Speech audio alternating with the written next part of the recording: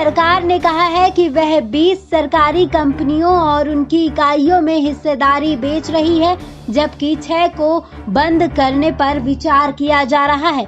वित्त राज्य मंत्री अनुराग ठाकुर ने सोमवार को लोकसभा में पूछे गए एक सवाल के लिखित जवाब में ये बात कही। उन्होंने कहा कि सरकार विनिवेश के लिए रणनीतिक हिस्सेदारी बिक्री नीति का पालन करती है।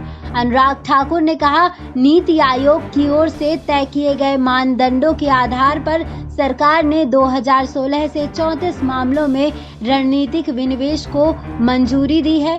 इनमें से 8 में विनिवेश की प्रक्रिया पूरी हो चुकी है। 6 CPSEs को बंद करने पर विचार किया जा रहा है और 20 अन्य में प्रक्रिया अलग अलग चरण में है।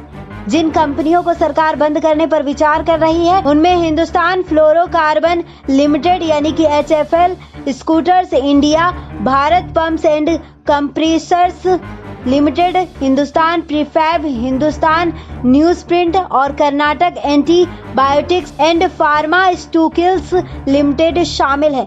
जिन कंपनियों में विनिवेश की प्रक्रिया अलग अलग चरणों में है वे हैं project and development India limited, engineering project यानी India limited, bridge and roof co India limited, units of cement corporation of India limited यानी CCI, central electronics limited, Bharat earth movers limited यानी कि BEML, ferro scrap Nigam limited, Nagarnar steel plant, alloy steel plant, Durgapur Salem steel plant, Bhadravati units of SAIL, Pawan Hans air India और इसकी 5 subsidiary और एक joint venture. इसके अलावा HLL life care limited, Indian medicine and pharmaceuticals corporation limited, India tourism development corporation यानी कि ITDC, Hindustan antibiotics,